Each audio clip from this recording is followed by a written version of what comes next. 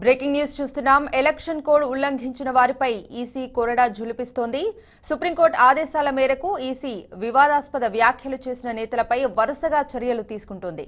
తాజాగా జయప్రదపై అనుచిత వ్యాఖ్యలు చేసిన ఆజం ఖాన్ పై 72 గంటల పాటు ప్రచారం నిర్వహించకుండా వేటు వేసింది.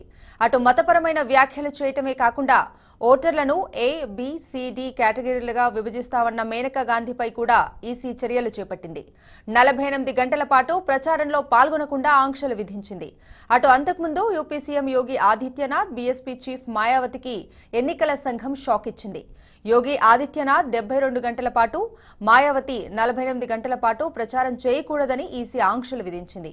ఈ ఆంక్షలు మంగళవారం ఉదయం 6 గంటల నుంచి అమల్లోకి రానున్నాయి. ఈ నెల 7వ తేదీన ఎన్నికల ప్రచారంలో భాగంగా యోగి ఆదిత్యనాథ్, మాయావతి మతపరమైన విద్వేషపూరితమైన వ్యాఖ్యలు చేశారు. ఈ ఇద్దరి వ్యాఖ్యలపై ఈసీకి ఫిర్యాదులు అందాయి. ఈ నేపథ్యంలో వారిద్దరిపై ఈసీ చర్యలు తీసుకుంది.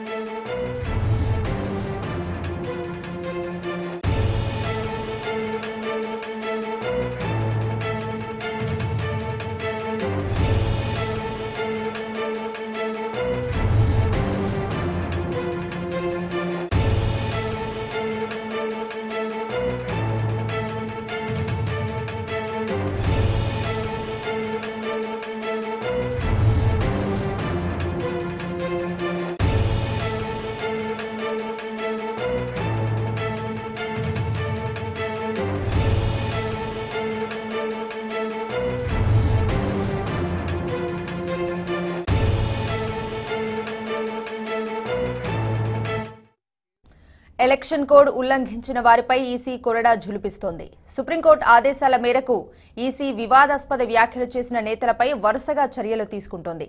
తాజాగా జయప్రదపై అనుచిత వ్యాఖ్యలు చేసిన ఆజం ఖాన్ పై 72 గంటల పాటు ప్రచారం నిర్వహించకుండా వేటు వేసింది. అటు మతపరమైన వ్యాఖ్యలు చేయటమే కాకుండా ఓటర్లను ఏ, బి, సి, డి కేటగిరీలుగా విభజిస్తామన్న మేనకా గాంధీపై కూడా ఈసీ చర్యలు చేపట్టింది.